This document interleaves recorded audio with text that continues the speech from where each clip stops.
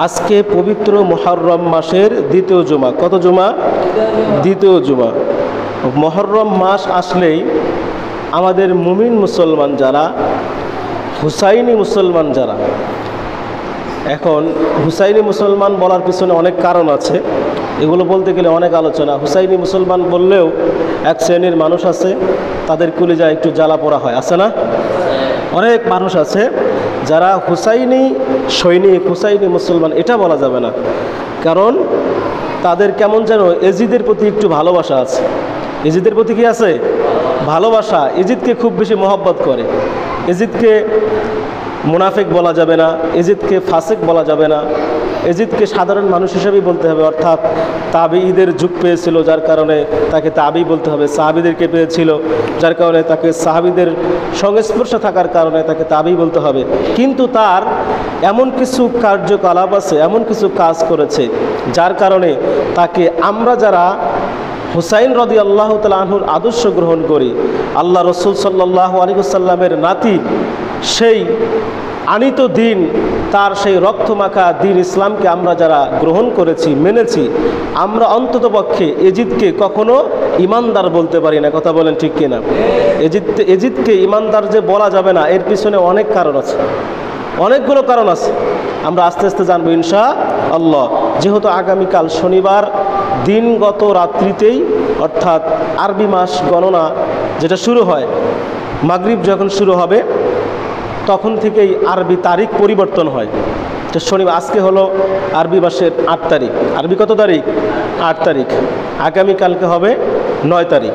তো আগামীকাল 9 তারিখ, সারাদিন 9 তারিখ থাকবে। মাগরিব যখন হবেই তখনই কয় তারিখ পড়লো? 10 তারিখ। তো এই জন্য আমরা বলি যে মাগরিব হলে 10 তারিখ, তাহলে রাত্রিটা 10 তারিখ, পরের দিনটা সারাদিন কি 10 তারিখ, তাহলে রবিবার আমাদের 10 তারিখ পড়তেছে। এই জন্য আমরা শনিবার রাত্রি যেটা হবে, শনিবার দিনগত যে রাত্রি হবে, সেই রাত্রিতে আমরা আশুরা মিনাল মুহররম উপলক্ষে যে ছোটোখাটো যতটুকু আয়োজন, এই আয়োজনটা করার উদ্দেশ্য কি বলেন তো? হ্যাঁ, এটা করার উদ্দেশ্য কি? আমরা যে বিভিন্ন সময় ঈদে মিলাদুন্নবী করে থাকি, শবে মেরাজ করে থাকি, শবে বরাত, শবে কদর, এরপরে ফাতিহা ইয়াজদহম, হ্যাঁ, বিভিন্ন যে আমরা দিনগুলো উদযাপন করি, এটার পিছনে কারণ কি? একটাই কারণ, যেমন শহীদদের স্মরণে, যখন যারা শহীদ হয়েছে তাদের ওই দিনকে স্মরণ করে আমরা তাদের জন্য মিলাদ, তারপরে দোয়ার আয়োজন করি। উদ্দেশ্য কি? যেন আল্লাহ পাক রব্বুল আলামিন এই সবগুলো তাদের আমলনামায় পৌঁছে দেয়। আর আমরা হুসাইন রাদিয়াল্লাহু তাআলা আনহু সহ যারা বড় বড় ইসলামিক যারা ছিলেন, স্কলার ছিলেন, যারা দিনের জন্য অক্লান্ত পরিশ্রম করে আমাদের জন্য এই সুন্দর দিনটা দিয়ে গেছেন, আমাদের কোনো কষ্ট করতে হয়? আমাদের কি এরকম কাল্লা দিতে হয়েছে, রক্ত দিতে হয়েছে, আমাদের সন্তানকে কোরবানি দিতে হয়েছে? না, এমন কোনো ঘটনা আমাদের ঘটে নাই। কিন্তু তারা এই দিনটা আমরা এত অনায়াসে গ্রহণ করেছি, এত সুন্দরভাবে আমরা এই দিনটাকে পালন করতেছি, অথচ এই দিনটার পিছনে, এই দিনটাকে এত সুন্দরভাবে উপস্থাপন করার জন্য, আমাদের মাঝে দেওয়ার জন্য আল্লাহ রসুল সাল্লাল্লাহু আলাইহি ওয়াসাল্লামের নাতি ইমাম হাসান এবং হুসাইন রাদিয়াল্লাহু তাআলা আনহুমা, তারা দুজন, শুধু তাই না, তাদের পরিবারে 70 থেকে 72 জন সদস্য, তারা সকলেই ইয়াজিদ বাহিনীর কাছে তারা নিজেদের জীবন উৎসর্গ করে দিয়ে আমাদের জন্য এই সুন্দর দিন ইসলাম দিয়েছেন। বলেন সুবহানাল্লাহ। তো এই দিন ইসলাম এত, মানে আমরা হয়তো ভাবতেছি অনেক সহজ, অনেক সুন্দরভাবে পেয়েছি, কিন্তু এইটা এতটা সুন্দর পথ ছিল না, এতটা সহজ পথ ছিল না। এই পথে অনেক কাঁটা বিছানো ছিল, যেই কাঁটা পাড়ি দিয়ে দিয়েই আমাদের পূর্বপুরুষ যারা ছিল তারা আজ এই পর্যন্ত এনে দাঁড় করিয়েছিল। এখন আমরা এইটাকে নর্মালি পেয়ে এর কোনো কদর নাই, আছে? এর কোনো গুরুত্ব নাই, এর কোনো কদর নাই, এর প্রতি কোনো মায়া নাই, এর প্রতি কোনো ভালোবাসা নাই। যদি এটাই থাকতো, আপনার দিন কায়েম করার ক্ষেত্রে অন্যান্য দেশ, ফিলিস্তিনের দিকে দেখেন, আফগানিস্তানের দিকে দেখেন, গাজার দিকে দেখেন, তারা যেই পরিশ্রম, তারা যেই কষ্ট, তারা যেই ত্যাগ তিতিক্ষা, তারা যেই জীবন উৎসর্গ করেছে, আমাদের বাংলাদেশে এরকম পরিস্থিতি দেখা দিলে মুসলমান খুঁজে পাওয়া যাবে না, সবগুলো মুনাফিক। সবগুলো কি? সবগুলো মুনাফিক হবে। কারণ ওই দিন কামানের সামনে দাঁড়িয়ে তারা নিজের বুকটাকে সামনে দাঁড়িয়ে দিতে পারবে না যে আমার বুকে গুলি করেন, পারবে? এই সৎসাহস আমাদের বাংলাদেশের মুসলমানের আছে, হাতে গোনা কয়েকজন ছাড়া পাওয়া যাবে না। তো সেটাই বলছিলাম যে এত সহজ রাস্তা ছিল না, এই রাস্তায় অনেক কাটা বিছানো ছিল। এই ইসলাম নামক যে গাছটা, এই গাছের নিচে, গাছের আপনার শিকড়ে, আমরা তো এখন গাছ লাগানোর সময় দেখা যায় পানি ঢেলে গাছ বড় করি, আর এই ইসলাম নামক গাছের গোড়ায় বা সেই শিকড়ের ভিতরে ওই সময় আমাদের পূর্বপুরুষরা তারা তাদের নিজেদের তাজা রক্ত দিয়ে এই ইসলাম নামক গাছটাকে তাজা করেছে। আল্লাহু আকবার বলেন। আমরা তো সেই ওইটার মর্যাদা বুঝি না। ওটার গুরুত্ব বুঝলে, মর্যাদা বুঝলে অন্ততপক্ষে দিন কায়েমটা দূরে থাক, দিন কায়েম করার আগে যে কাজগুলা, অন্তত নামাজটার প্রতি আমাদের গুরুত্ব থাকতো, ঠিক কিনা? ইমাম হুসাইন রাদিয়াল্লাহু তাআলা আনহু নিজের জীবন উৎসর্গ করে দিলেন খিলাফতের জন্য। খিলাফত কায়েম হলে কি হবে? খেলাফত কায়েম হলে সমাজে দুর্নীতি থাকবে না, খেলাফত কায়েম হলে সমাজে অশান্তি থাকবে না, খেলাফত কায়েম হলে সমাজে বেনামাজি থাকবে না, খেলাফত কায়েম হলে সমাজের ভিতরে আপনার সুদখোর থাকবে না, ঘুষখোর থাকবে না, খুন, রাহাজানি, চাঁদাবাজি, টেন্ডারবাজি কোনো কিছু থাকবে? কোনো কিছু থাকতো না। এই জন্য ইমাম হুসাইন খেলাফত কায়েম করার জন্য নিজের জীবন উৎসর্গ করেছেন। তবু ইয়াজিদ ছিল একজন কাট্টা মুনাফিক, কাট্টা ফাসেক। এমনকি আল্লামা আলুসি রাহিমাহুল্লাহ তিনি বলেছেন রুহুল মাআনির ভিতরে যে ইয়াজিদ, সে তাকে আমরা মুসলমান বলি না, সে ছিল একজন কাফের। কি ছিল? সে কাফের, বেঈমান ছিল। কেমন যেন সে আল্লাহ রসুলের রিসালতকে অস্বীকার করেছে। বলেন, যে ব্যক্তি আল্লাহ রসুলের রিসালতকে অস্বীকার করবে তাকে মুসলমান বলার সুযোগ আছে? তাওহীদ এবং রিসালতকে, দুইটার একটাকে যে কেউ যদি অস্বীকার করে তাকে মুসলমান বলার সুযোগ নাই। অথচ এই ইয়াজিদ, তার জীবনী বৃত্তান্ত দেখলে দেখা যায় সে মদ পানে আসক্ত ছিল, সে নারী নিয়ে ফুর্তি করত, এমনকি কাবা ঘরের ভিতরে সে মদ নিয়ে আড্ডাবাজি করতো। নাউজুবিল্লাহ বলেন। তো এইরকম একজন ফাসেক মানুষকে বা এই মানুষের পক্ষ যারা নিয়ে হুসাইনি মুসলমান বললে গা জ্বলে, আমি মনে করি তারাও সেই ইয়াজিদের কি উত্তরসূরি, তারা হুসাইনের উত্তরসূরি হতে পারে না। সুতরাং আমাদের আকীদা স্পষ্ট রাখতে হবে যে ইয়াজিদ সে ফাসেক, সে মুনাফিক, সে কাফের, সে গাদ্দার, সে আমাদের রসুল সাল্লাল্লাহু আলাইহি ওয়াসাল্লামের দৌহিত্র। এমনকি ইমাম হাসান হুসাইন তাদেরকে যে কষ্ট দিয়ে এই জমিন থেকে বিদায় করেছে, শাহাদত বরণ করিয়েছে, অন্ততপক্ষে আল্লাহ রসুলের নাতির এই শাহাদতকে কেন্দ্র করে যেই ব্যক্তিটা সরাসরি উপস্থিত ছিল সে কখনো মুসলমান হতে পারে? ছোট্টভাবে একটু বলে দেই, ইতিহাস যেহেতু শুরু করছি, না বললে বুঝবেন না। ইমাম হুসাইন রাদিয়াল্লাহু তাআলা আনহু তিনি তার পরিবার নিয়ে ৭২ জন অথবা ৭০ জন পরিবার নিয়ে যখন সেই কারবালার ময়দানে উপস্থিত তাঁবু গেড়েছিল, আপনারা জানেন ইমাম হুসাইন রাদিয়াল্লাহু তাআলা আনহুর ছোট্ট সন্তান আলী আসগর, নাম শুনছেন না? এই ঘটনা তো বারবার বলতে হয় না, এগুলো তো সবারই জানা আছে। আলী আসগর ছোট্ট মানুষ, তার কোনো অপরাধ ছিল না। ছিল? বলেন, কোনো অপরাধ ছিল না। ছোট্ট মানুষ, ফুরাত নদীর পানি এমন কোনো মানুষরাই পান করতো না। ফুরাত নদীর পানি পাখিরা পর্যন্ত, বনের পশুরা পর্যন্ত, হিংস্র প্রাণীরা পর্যন্ত খেয়েছে। বাঘ, সিংহ, শিয়াল, কুকুর সকলে সেই ফুরাত নদীর পানি পান করেছে। কিন্তু ইমাম হুসাইন রাদিয়াল্লাহু তাআলা তার পরিবারকে এই ইয়াজিদের নির্দেশে তাদের যে সেনাবাহিনী ছিল, তাদের যে কর্মকর্তা ছিল, তারা কেউ এক ফোঁটা পানি পান করতে দেয় নাই। আলী আসগর, তার মায়ের বুকে দুধ ছিল না, শুকিয়ে গেছে। সাধারণত মানুষ, মা যারা, তারা যদি খাবার না খায়, পানি তরল পদার্থ যদি না খায়, বুকের স্তনে দুধ থাকে না। আলী আসগর দুধ পাচ্ছে না, সেই ছোট্ট আলী আসগরকে নিয়ে ইমাম হুসাইন তাদের সামনে গিয়ে বলেছিল, সে ইয়াজিদের বাহিনীরা আমার ছোট্ট সন্তান, 6 মাসের সন্তান পানি বিনে সে আজ মারা যাচ্ছে, তোমরা যদি এক ফোঁটা পানি দাও, সে পানিটা খেয়ে হয়তো বা আমার সন্তান তার তৃষ্ণা নিবারণ করবে।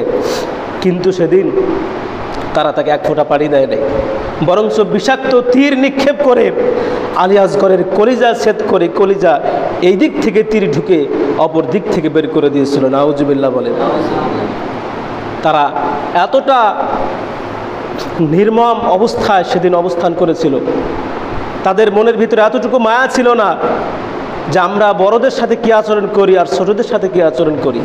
যাদের ভিতরে এই মানবতাটুকু ছিল না, এজিদের নির্দেশে যারা এতটুকু নিকৃষ্টতম এই কাজ যারা করতে পেরেছে, আমি বলি তারা কেউ মুসলমান হতে পারে? শুধু তাই না, ইমাম হুসাইন রাদিয়াল্লাহু তাআলা আনহু তার যখন এই শির মোবারক বা কাল্লা মোবারক যখন তারা সেখান থেকে দেহ থেকে আলাদা করে নিয়ে এজিদের দরবারে নিয়ে গেছিল, এজিদ সেদিন যদি সে মুসলমানই হতো, আল্লাহ রসুলের প্রতি যদি তার ভালোবাসা থাকতো, রিসালতের প্রতি ভালোবাসা থাকতো, অন্তত পক্ষে সেদিন সে আল্লাহ রসুলের নাতি ইমাম হুসাইনের শের মোবারক কাল্লা বা এই মাথা মোবারক নিয়ে সে কখনো খেলতামাশা করতে পারতো না। এই এজিদ এতটা নিকৃষ্ট ব্যক্তি, সেই ইমাম হুসাইন রাদিয়াল্লাহু তাআলা আনহুর মাথা মোবারক যখন তার সামনে রাখা হলো, তার হাতে বিশাল বড় তরবারি ছিল, সেই তরবারি দিয়ে আল্লাহ রসুলের নাতি ইমাম হুসাইনের দাঁতের ভিতরে, তার দাঁত মোবারকের ভিতরে খোঁচা মারতেছিল। এমন সময় কাক আকাশের ভিতরে ডাকতেছিল। এই দৃশ্য দেখে কাকও সহ্য করতে পারে নাই। যখন কাক ডাকতেছিল, এই এজিদ বলেছিল, সে কাক তুমি আজ যতই ডাকো না কেন, আমি এজিদ এই ইমাম হুসাইনকে শহীদ করে তাকে হত্যা করে আমার সেই বদরের ভিতরে আমার দাদাসহ 70 জন আমার যে প্রতিবেশী, আমার যে আত্মীয় স্বজনকে মুহাম্মদ আমার আত্মীয় স্বজন এবং আমার প্রতিবেশীকে হত্যা করেছিল, আমি ইমাম হুসাইনকে আজকে শহীদ করে হত্যা করে তার প্রতিশোধ নিলাম। বলেন নাউজুবিল্লাহ। এই দৃশ্য দেখে ওখানে একজন সাহাবী উপস্থিত ছিল। সেই সাহাবী বলেছিল, হে ইয়াজিদ, তুমি কার সেই দাঁতের ভিতরে খোঁচা দিচ্ছ? তুমি কি জানো আমি দেখেছি আল্লাহ রসুল সাল্লাল্লাহু আলাইহি ওয়াসাল্লাম ইমাম হুসাইনের এই দাঁত মোবারকের ভিতরে অসংখ্য অগণিতবার চুমু খেয়েছে। বলে আল্লাহু আকবার। এতবার চুমু খেয়েছে যার হিসেব নেই। আর সেই রসুলের চুমু খাওয়া স্থানে তুমি আজ এরকম তরবারি দিয়ে খোঁচাচ্ছ। যখন এই কথা এই সাহাবী বলেছিল, এজিদ নির্দেশ দিল ওই সাহাবীকেও বেঁচে থাকার কোনো অধিকার নাই, তাকে এখনই তাড়াতাড়ি হত্যা করে ফেলো। ওই সাহাবীকেও সেদিন হত্যা করেছিল। বলেন, যেই ব্যক্তির নির্দেশে একজন সাহাবী রসুল সাল্লাল্লাহু আলাইহি সাল্লামের পক্ষে কথা বলার কারণে তাকেও শহীদ করে দেওয়া হয়, ইমাম হুসাইনের সাথে এমন দুর্ব্যবহার করা হয়, তার সন্তানের সাথে এরকম দুর্ব্যবহার করা হয়, অন্তত পক্ষে সে মুসলমান হতে পারে? যারা আল্লাহ রসুলের আওলাদের সাথে খারাপ ব্যবহার করেছে, নিকৃষ্টতম আচরণ করেছে, আমি বলি তারা কখনো মুসলমান হতে পারে? এজন্য আকীদা স্পষ্ট রাখবেন। ইয়াজিদকে কখনো মুসলমান বলার সুযোগ নাই, ইয়াজিদকে কখনো ইমানদার বলার সুযোগ নাই। ইয়াজিদকে সব সময়ের জন্য তার উপর লানত দিতে হবে, যেন আল্লাহ পাক তাকে জাহান্নামের সর্বনিকৃষ্টতম স্থানে তার জায়গা দান করে। সকলে বলেন আমিন। তো সেই শুহাদায়ে কারবালা, সেই মাস, এই মাস আমরা পাওয়ার পরে আমাদের মুসলমানদের তার প্রতি কোনো গুরুত্ব নাই? আছে? কথা বলেন। এই ঘটনাগুলো যখন আমরা শুনি, ঘটনাগুলো শুনে হৃদয়ে রক্তক্ষরণ হয়, কিছুক্ষণ সময় খুব মায়া লাগে, কষ্ট লাগে, যে ইসলামের প্রতি খুব দরদ লাগে। কিন্তু আমরা পরবর্তী সময় মসজিদ থেকে বের হয়ে যাওয়ার পরে সর্বোচ্চ কয়েক ঘন্টা সময়, তারপরে আর এই ভালোবাসা থাকে না। থাকে? কথা বলেন, থাকে? এই ভালোবাসা থাকলে আপনি যেখানে থাকেন না কেন, নামাজটা কেন পড়েন না? এই আপনার নামাজ প্রতিষ্ঠার জন্যই, এই রোজা প্রতিষ্ঠার জন্যই, এই হজ প্রতিষ্ঠার জন্যই, সত্য দিনটাকে তুলে ধরার জন্যই ইমাম হুসাইন তো ইয়াজিদের সাথে এই দ্বন্দ্বে লিপ্ত হলেন। অথচ ইমাম হুসাইনকে তো বারবার বলছিল যে আপনি সেখানে যায়েন না। আব্দুল্লাহ ইবনে আব্বাস, আব্দুল্লাহ ইবনে ওমর, আবু সাইদ খুদরি রাদিয়াল্লাহু তাআলা তারা সকলেই বলছিল আপনি সেখানে যায়েন না, তারা ভালো লোক না, ইরাকের মানুষ ভালো না, আপনার সাথে তারা ভালো আচরণ করবে না। তিনি বলেছিল, না, আমার নানা দোয়া করেছে, আমার মা বলেছিল আমার নানার উম্মতের জন্য আমাদের দুই ভাইকে আল্লাহ পাক রব্বুল আলামিনের রাস্তায় কবুল করেছে, কোরবানি করেছে, সুতরাং আমি তো বসে থাকতে পারি না। এই দিন প্রতিষ্ঠা করার জন্য আমার জীবন গেলে যাবে, আমার পরিবার গেলে যাবে, কিন্তু আমি এই দিন প্রতিষ্ঠা করেই যাব ইনশাআল্লাহুল আজিজ। বলেন আল্লাহু আকবার। তিনি সেদিন কারো কথা শোনেন নাই, তিনি চলে গেছেন। যেদিন ইমাম হুসাইন রাদিয়াল্লাহু তাআলা আনহু শহীদ হয়, আপনারা কি জানেন সেদিন তিনি রোজা ছিলেন? এর পিছনে একটা ঘটনা আছে। তার আগের দিন তিনি রাত্রিবেলা স্বপ্ন দেখেন। কি স্বপ্ন দেখলেন? তিনি দেখতেছেন আল্লাহ রসুল বলতেছে স্বপ্নে এসে, হে আমার আদরের নাতি হুসাইন, আমি তোমার জন্য জান্নাতি পেয়ালা নিয়ে বসে আছি, আমি তোমার জন্য জান্নাতি পেয়ালা নিয়ে বসে আছি, তুমি তাড়াতাড়ি আমার কাছে চলে আসো, আমি তোমার এই জান্নাতি পেয়ালা দিয়ে তোমাকে ইফতার করাবো। বলেন সুবহানাল্লাহ। এজন্য আল্লাহ রসুলের নাতি ইমাম হুসাইন সেদিন সারাদিন রোজা রেখেছিলেন। রোজা রেখে সেই কারবালার ময়দানে ফুরাত নদীর তীরে গিয়ে যখন পানি চাইলো, পানি দিল না, বরঞ্চ তাকেও তীর নিক্ষেপ করে সর্বশেষ তার দেহ থেকে কাল্লাটা আলাদা করে দেওয়া হলো। তিনি যেই সময়টাতে তাকে শাহাদত বরণ করতে হয়েছিল, ওই সময়টা ছিল মাগরিবের কিছুক্ষণ পূর্বে, যার কারণে আল্লাহ রসুল সাল্লাল্লাহু আলাইহি ওয়াসাল্লামের সাথে তার সাক্ষাৎ করাটা অতি সহজ হয়ে গেছে। এবং তিনি সেখানে আল্লাহ রসুল সাল্লাল্লাহু আলাইহি ওয়াসাল্লামের কাছে গিয়ে তখন তিনি সেখানে সেই জান্নাতের পেয়ালা দ্বারা ইফতার করেছে। বলেন সুবহানাল্লাহ। সেই দিন ইসলামের প্রতি আমাদের দরদ নাই, তার প্রতি আমাদের মায়া নাই। অনেক নফল ইবাদত আছে, সেগুলো তো বাদই দিলাম। ফরজ ইবাদতগুলোই তো আমরা যথেষ্টভাবে পালন করি না। করি কি? কথা বলেন, একটু বলেন। করি না। প্রত্যেক জুমায় প্রত্যেক সময় আপনাদের এই কথাগুলো বলা হয়, রাস্তাঘাটে দেখলেই নামাজের কথা বলা হয়, আসেন আসেন নামাজে যাই। কিন্তু নামাজের প্রতি এতটুকু ভালোবাসা আমাদের এখনো জন্মালো না। নামাজের প্রতি এতটুকু ভালোবাসা, এতটুকু মায়া আমাদের জন্মালো না। দিনের প্রতি এতটুকু দরদ আমাদের হলো না। অথচ সন্তানের জন্য কত মায়া, সন্তানের জন্য কত ভালোবাসা। যেই সন্তান, স্ত্রীর প্রতি কত ভালোবাসা। স্ত্রীর জন্য আপনি মার্কেটে গেলেই হাজার হাজার টাকার মার্কেট করে এনে দিচ্ছেন। সন্তানের জন্য এত সুন্দর সুন্দর আরাম আয়েশের ব্যবস্থা করে দিচ্ছেন। সন্তানরা যেন ভালো থাকে তার জন্য কত না পরিশ্রম করতেছেন। রাতের রাত নাই, দিনের দিন নাই, কষ্ট করতেছেন। কেন? যেন আমাদের সন্তান ভালো থাকে, সংসার ভালো থাকে, পরিবার ভালো থাকে। অথচ কাল কিয়ামতের ময়দানে যদি এই সন্তান আপনি ইসলামের পথে পরিচালিত করতে না পারেন, এই সন্তান আপনার 4 আনা পয়সার দাম দিবে না। দিবে? কথা বলে না, দিবে নাকি? 1 পয়সার দাম দিবে না এই সন্তান। যে আদরের স্ত্রীর জন্য, যে ভালোবাসার স্ত্রীর জন্য আপনি ফজরের নামাজ পড়তে আসেন না, স্ত্রীকে জড়িয়ে রেখে ঘুমিয়ে থাকেন, সেই স্ত্রীও আপনাকে সেদিন চিনবে না। যেই মায়ের জন্য, যেই বাবার জন্য এত পরিশ্রম করতেছেন যে বাবাকে ভালো রাখতে হবে, মাকে ভালো রাখতে হবে, ভালো কথা, কিন্তু আপনার ইসলামের বিধান মেনে তারপরে আপনি তাদের জন্য সেবা করেন। ওই দিন যদি একটা নেকির জন্য বাবার কাছে যাবেন, বাবা বলবে দুনিয়াতে আমি বিয়ে করি নাই। মায়ের কাছে যাবেন, মা বলবে আমার তো বিয়েই হয় নাই।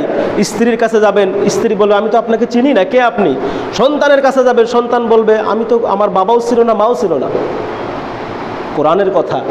সেদিন বাবা, মা, সন্তান, স্ত্রী, পুত্র, ভাই, ব্রাদার, আত্মীয় স্বজন কেউ আপনাকে চিনবে না। একজন মানুষ আপনাকে চিনবে, যিনি আপনার আমার রসুল মুহাম্মদুর রাসূলুল্লাহ সাল্লাল্লাহু আলাইহি ওয়াসাল্লাম, যিনি আপনার জন্য আমার জন্য আরশের সিজদায়, আরশের নিচে সিজদায় পড়ে কাঁদতে থাকবেন। যতক্ষণ পর্যন্ত তার একটা গুনাহগার উম্মত জাহান্নামে থাকবে ততক্ষণ পর্যন্ত তিনি মাথা তুলবেন না। যখন তিনি মাথা উঠাবেন তার আগে আল্লাহ পাক রব্বুল আলামিন বলবেন, দোস্ত মুহাম্মদ সাল্লাল্লাহু আলাইহি ওয়াসাল্লাম, ইরফা রাসাক, আপনি আপনার মাথা উঠান। এতক্ষণ পর্যন্ত আপনি যে আরজি করেছেন, যে চাওয়া চেয়েছেন, আমি আল্লাহ পাক সমস্ত আপনার চাওয়াগুলো কবুল করে নিয়েছি। সুতরাং আপনি আর বেশিক্ষণ দেরি করবেন না, আপনি মাথা উঠান। আপনি মাথা উঠিয়ে দেখেন আপনার একটা উম্মতও জাহান্নামে নাই। প্রত্যেকটা উম্মতকে আমি আল্লাহ পাক আমার ফেরেশতার দ্বারা জান্নাতে প্রবেশ করে দিয়েছি। বলেন সুবহানাল্লাহ। ওয়ালা সাউফা ইউতিকা রাব্বুকা ফাতারদা। আল্লাহ পাক বলছেন যে দোস্ত মুহাম্মদ সাল্লাল্লাহু আলাইহি ওয়াসাল্লাম, আপনাকে আমি এত বেশি পরিমাণে দান করব, এত বেশি পরিমাণে দান করব যে আপনি রাজি সন্তুষ্ট হয়ে যাবেন। দুনিয়ার ভিতরে আল্লাহ রাসূলকে কি কম দিয়েছেন? কথা বলেন, কম দিয়েছেন? কম দেন নাই। আখিরাতেও তাকে কম দেওয়া হবে না। সকল নবী রাসূলদের উপরে তার মর্যাদা দেওয়া হবে, সকল নবী রাসূলদের উপরে তার সম্মান দেওয়া হবে। সকল নবী রাসূল সেদিন ইয়া নাফসি করবে, আর আমার রাসূল, আপনার রাসূল সেদিন আল্লাহর আরশের নিচে সিজদায় পড়ে উম্মতের জন্য বলবে, ইয়া হাবলি উম্মতি, ইয়া হাবলি উম্মতি। জোরে বলেন আল্লাহু আকবার। কেন সেদিন আমার নবী তো ইয়া নাফসি বলবেন না? কেন বলবে না? কারণ তাকে সেই সুপ্রিম পাওয়ার দেওয়া হয়েছে, যেই পাওয়ারের কারণে তিনি আল্লাহর কাছ থেকে চেয়ে নেবেন আমার উম্মতগুলোকে আপনি জাহান্নামে দিবেন না। যারা নেক আমল করে যাবে এদের তো কোনো চিন্তাই থাকবে না, তারা তো আল্লাহ রাসূল তাদের পক্ষে আরও তাড়াতাড়ি সুপারিশ করবে। কিন্তু যারা গুনাহ করেছে এদের জন্যও সুপারিশ করবে। এখন আপনি আমি যদি মনে করি যে ফার্স্ট চান্সে জান্নাতে যেতে চাই, একটু কথা না বলি, আমরা যদি যেতে চাই যে আমরা ফার্স্ট চান্সেই জান্নাতে যাব, তাহলে সেই ফার্স্ট ক্লাসের মুসলমান হওয়ার দরকার আছে না? কথা বলেন, আছে না? আপনি ফার্স্ট ক্লাসের মুসলমান হন, ফার্স্ট চান্সে জান্নাতে যাবেন। যদি সেকেন্ড ক্লাসের মুসলমান হন তাহলে সেকেন্ড স্টেপে জান্নাতে যাবেন। আর যদি সর্বোপরি থার্ড ক্লাসের মুসলমান হন তাহলে জান্নাতে যেতে হলেও কি করতে হবে? ওই সর্বোপরি সর্বশেষ, একেবারে সর্বশেষে আপনাকে জান্নাতে যেতে হবে। তো এই কথাগুলো যে বারবার বলি, কথাগুলোর পিছনে একটাই কারণ, আমি চাই যে আমাদের মুসলমান ভাইয়েরা, আমাদের মুসলমান মা বোনেরা, তারা কেউ জাহান্নামে না যাক, তারা কেউ আল্লাহ পাক রব্বুল আলামিন থেকে বিমুখ না হয়ে যাক, তারা যেন জান্নাতের পথে আসে, আল্লাহর পথে আসে, রসুলের পথে আসে, আল্লাহ রসুলের তরিকা মতো জীবন যাপন করে। এটাই তো প্রত্যেকটা মুসলমানের চাওয়া এবং পাওয়া। কথা বলেন ঠিক না? এজন্য এই দিনটার প্রতি, এই দিন ইসলামের প্রতি আমাদের গুরুত্ব দিতে হবে, নামাজের প্রতি গুরুত্ব দিতে হবে। আশুরা মিনাল মুহররম, এই দিনটা আমরা যে জানি যে শুধু কারবালার ঘটনা ঘটেছে এমনটাই কি? এই আশুরা মিনাল মুহররমে বিশাল ঘটনা আছে। এর ভিতরে সবচাইতে প্রসিদ্ধ একটি ঘটনা যে এই আশুরা মিনাল মুহররমের আশুরা কেন বলা হয়, এর পিছনে একটি কারণ আছে। সহিহুল বুখারী, বুখারী শরীফ কোরআনুল কারিমের পরে সবচাইতে শ্রেষ্ঠ কিতাব না সহিহ বুখারী? এই বুখারী শরীফ একজন তিনি ব্যাখ্যা করেছেন, নাম হলো ওমদাদুল কারি শরহে সহিহুল বুখারী, এই কিতাবের নাম। আর যিনি রেখেছেন তার নাম হলো আল্লামা বদরুদ্দিন আইনি রহিমাহুল্লাহ। তিনি বলেছেন যে আশুরা মিনাল মুহররম কেন বলা হয়, অর্থাৎ এই দিনটাকে আশুরা বলার পিছনে আল্লাহ পাক রব্বুল আলামিনের অনেক কারণ আছে। তার ভিতরে 10টি অন্যতম কারণ হলো আল্লাহ পাক রব্বুল আলামিন তার জলিলুল কদর 10 জন নবী এবং রসুলকে 10টি সম্মান, 10টি মর্যাদা দিয়ে তাদেরকে সম্মানিত করেছেন যেই দিনে, সেই দিনটাই হলো আশুরা মিনাল মুহররম। জোরে বলেন সুবহানাল্লাহ। আমার ভাইয়েরা, কোন কোন নবীগুলোকে কোন কোন 10টি মর্যাদা দেওয়া হয়েছে? 1 নাম্বার, হযরতে মূসা আলাইহিস সালাতু ওয়াস সালাম, আল্লাহ পাক রব্বুল আলামিনের জলিলুল কদর একজন নবী এবং রাসূল। এই মূসা আলাইহিস সালাতু ওয়াস সালামকে একটি মর্যাদা দেওয়া হয়েছিল এই দিনে। সেই মর্যাদাটা হলো ফেরাউন থেকে তাকে যেই সাহায্য অর্পণ করা হয়েছিল, বাহরে কালজুমের ভিতরে লাঠি দিয়ে আঘাত করার কারণে 12টি সম্প্রদায়ের জন্য 12টি রাস্তা হয়ে গিয়েছিল।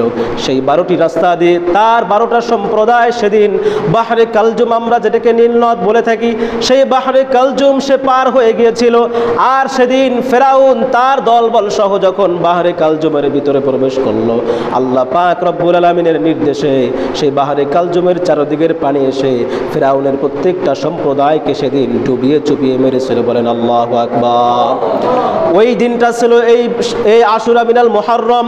2 নাম্বার হলো নূহ আলাইহিস সালাতু ওয়াস সালাম, আল্লাহর নবী হযরতে নূহ আলাইহিস সালাতু ওয়াস সালামের সেই কিস্তি বা নৌকা 6 মাস পর্যন্ত মহাপ্লাবনের কারণে এই সারা পৃথিবীর ভিতরে ঘোরার পরে সর্বশেষ জুদি পর্বতে গিয়ে যেই দিনে আশ্রয় নিয়েছিল, যেই দিন জুদি পর্বতের কিনারায় গিয়ে থেমেছিল, ওই দিনটা অন্য কোনো দিন ছিল না, ওই দিনটা ছিল আশুরা মিনাল মুহররম। বলেন সুবহানাল্লাহ।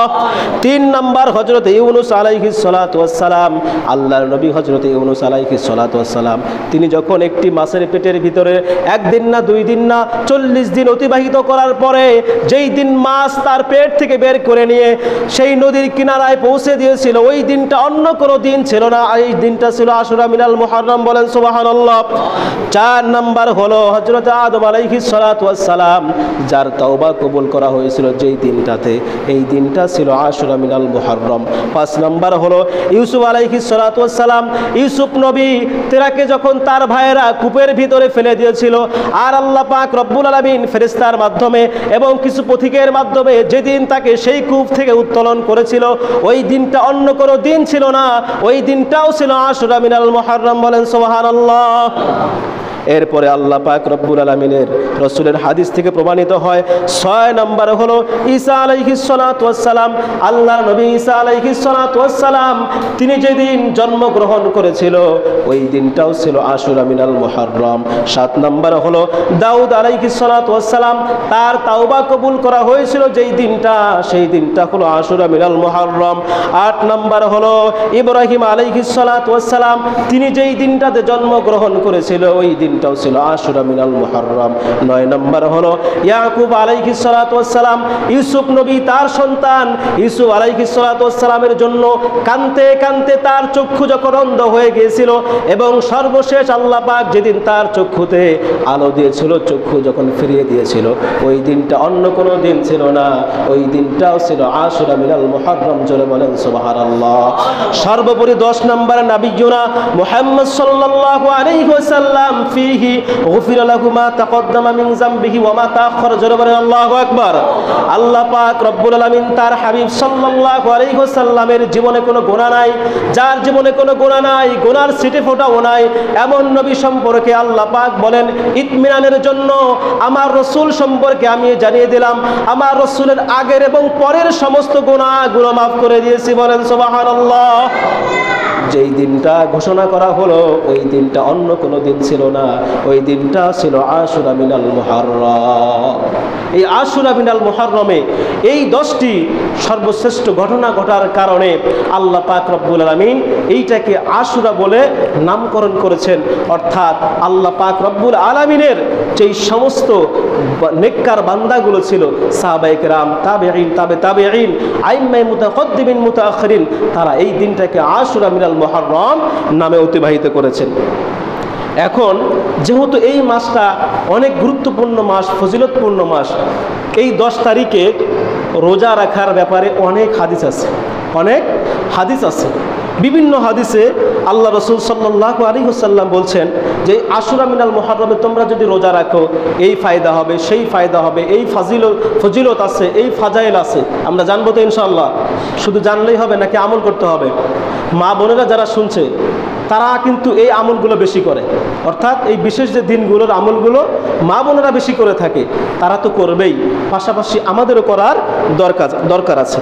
দেখেন একটি হাদিস আছে, তিরমিজি শরীফের একটি হাদিস, আবু কতাদা রাদিয়াল্লাহু তাআলা আনহু তিনি বলেন সিয়ামু ইয়াউমি আশুরা, অর্থাৎ আশুরার দিনে যদি কেউ রোজা রাখে, ইন্নী আহতাসিবু আলাল্লাহ আইয়ুকাফিরাস সানাতাল্লাতী ক্বাবলাহু। আল্লাহ রাসূল বলছেন যদি কোনো মানুষ, আমার কোনো উম্মত আশুরার দিনে রোজা রাখে, আল্লাহ পাক তার পূর্বের 1 বছরের গুনাহগুলোকে মাফ করে দেয়। বলেন সুবহানাল্লাহ। শুনতে ভালো লাগলো না? সুবহানাল্লাহ বলতেও ভালো লাগছে, কিন্তু আমল করার ক্ষেত্রে নাই। তাহলে এই দিনে অনেক ফজিলত, এজন্য আমরা এই দিনে আমল করব। এবার আসেন এই দিনে রোজা রাখার গুরুত্বটা কত বেশি। নাসাই শরীফের একটি হাদিস, হাফসা রাদিয়াল্লাহু তাআলা আনহা তিনি বলছেন আল্লাহ রাসূল সাল্লাল্লাহু আলাইহি ওয়াসাল্লাম জীবনে কখনো 4টি আমল ছাড়তেন না। কয়টি? 4টি আমল ছাড়তেন না। ভালো করে খেয়াল করেন, আল্লাহ রাসূল 4টি আমল কখনোই ছাড়তেন না, জীবনে কখনোই ছাড়েন নাই। 1 নাম্বার হলো সিয়ামু আশুরা, অর্থাৎ আশুরার রোজা। 2 নাম্বার ওয়াল আশরা ওয়া সালাসা আইয়ামিন, এরপরে জিলহজ মাসের 9 দিন, যে জিলহজ মাসের প্রথম যে 9 দিন, সেই 9 দিনের রোজা।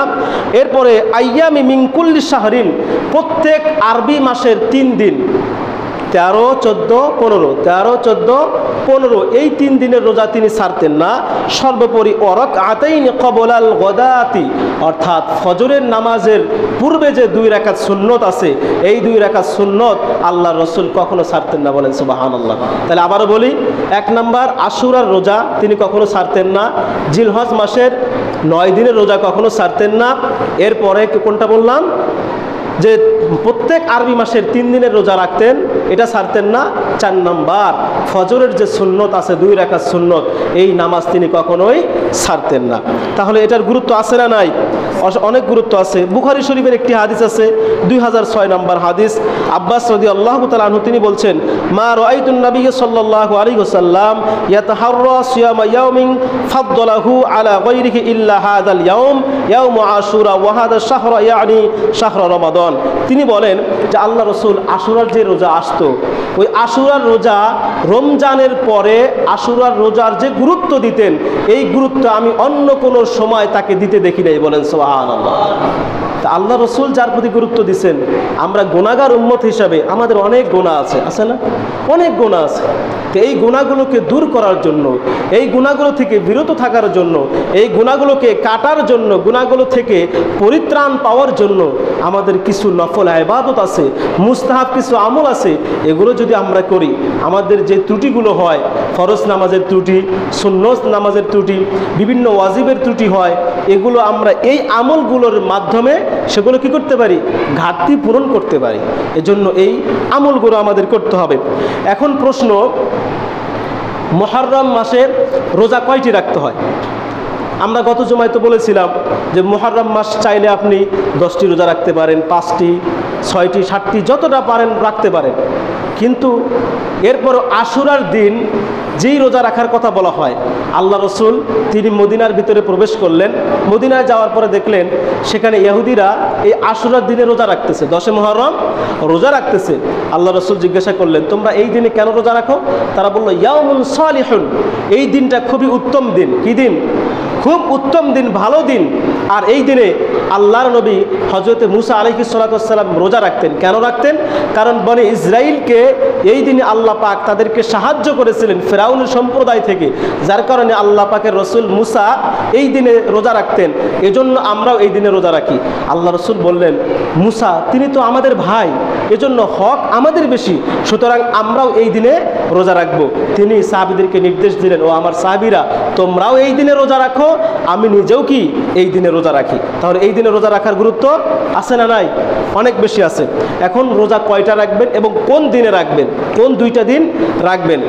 অনেকে বলছেন 9-10 তারিখ রাখতে পারেন, আবার কেউ বলছেন 10-11 তারিখ রাখতে পারেন। যেমন আজকে সাহারি খাইলে আগামীকাল শনিবার একটা রোজা, তাহলে 9 তারিখ হলো।